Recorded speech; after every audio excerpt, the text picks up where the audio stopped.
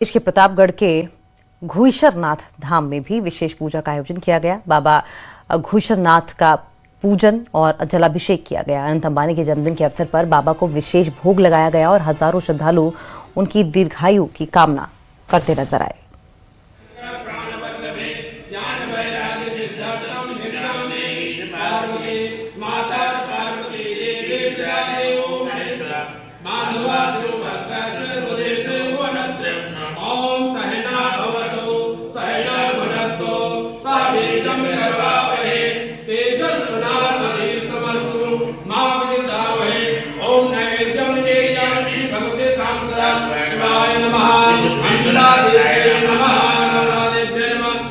शुद्ध्यात्मनीयं जलं समर्पयामि श्री भगवते शांतदाय नमः।